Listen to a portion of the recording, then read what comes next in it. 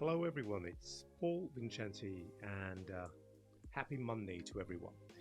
Um, a quick video this morning related to the importance of feedback and follow up in relationships with your customers. So, one of the greatest challenges people have when buying products and services from especially large organizations that have to maybe ship the item which the customer ordered from a destination far away. For example, it needs to be shipped from China, right?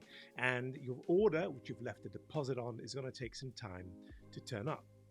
Another situation where customers get very frustrated is when they call someone to repair, say, their washing machine or their fridge. And, you know, again, the challenge of feedback and follow up comes up. So, what are the issues that you, as a service provider, someone who sells products and sells services, when you're faced with having a competitive edge over your competition? The major issue your customers are experiencing, and us as customers and consumers complain most about, is the absence or lack of feedback. In other words, we don't know where we stand. So, for example, we buy a bedroom, right? And the bedroom needs to be ordered from the supplier, which is somewhere else, far away. And there's a timeline, 2-3 months, for this bedroom from order to be delivered. The classic mistake service providers in organizations make is they take the deposit and that's it. They leave the customer with, it should be here in 3 months' time and we'll be in touch. And the customer's left wondering, hoping, talking about this wonderful bedroom or kitchen they've ordered, which should arrive in 3 months' time. But as time passes, a month, 2 months, 3 months later, the customer's now wondering, is my kitchen, is my bedroom going to arrive on time? And they may have made preparations. They may have thrown away the previous kitchen or dismantled and got rid of the old bedroom. And they're living almost as if they're camping because you've made a promise telling them it'll be here by month 3. So by month 3, they're ready to receive their bedroom. And then what? Given the whole situation with COVID and delays with deliveries, we have been avoiding our customers because we know it's going to be delayed. We've been hoping it wouldn't be delayed. We have taken the deposit, so we sort of feel secure that we've got the order in hand, and we leave the customer wondering and waiting. And at the last minute, at the very last minute, we inform the customer. We're still, because the customers called you because they've heard nothing back, and we inform them and tell them what? Your order's delayed. Now, you may say you may say that, what can I do about that? It's not my fault. The customer doesn't care. The customer sees it as your fault because you took the money.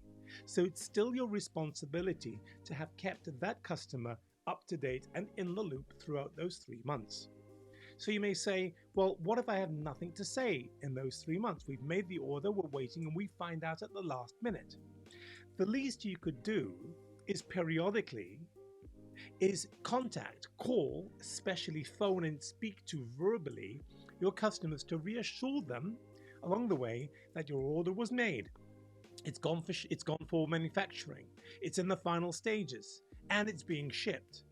If you know at least those 3 stages, you can at least inform your customer 3 times in those 3 months about what's going on. Now, let's say you've informed your customer 3 times about what's going on and it's still going to be delayed. Well, the fact that you've informed and kept your customer up to date with what's going on is probably going to result in them being less upset with you because they've seen that you've made some effort. You didn't simply take the money and run. It's the same if you're a repair person or a company that offers the repair of certain machinery which maybe the customer or the consumer bought from you.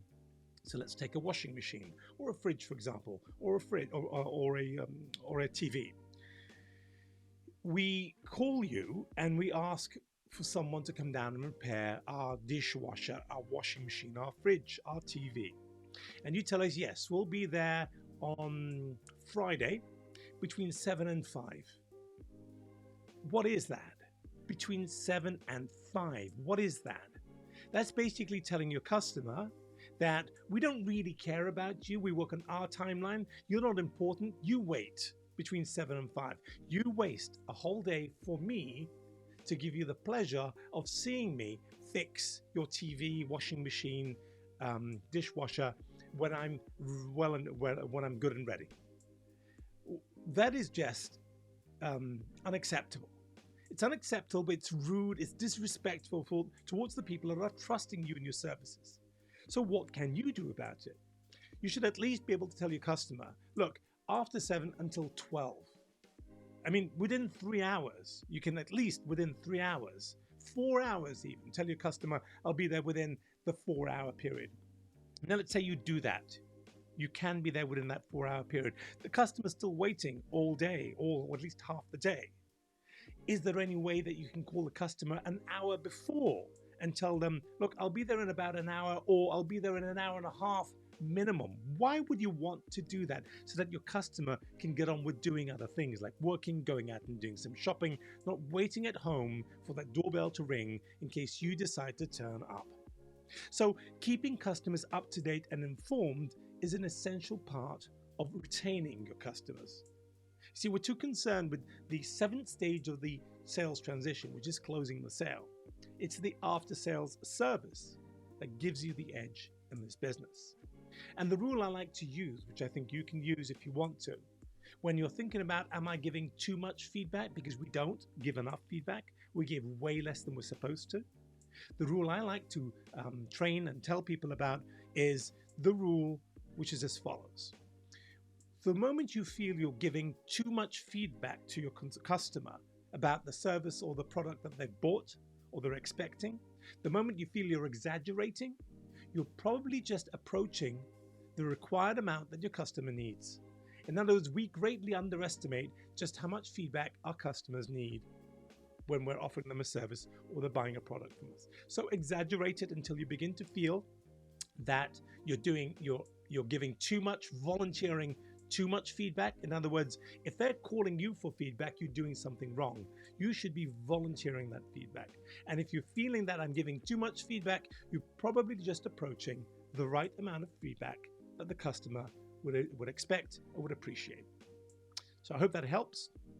Change it, because you're losing money when you don't do this. Do something about it. Something can be done to give more feedback to your customers. Feedback and follow-up are vital. And remember, the fortune is always in the feedback.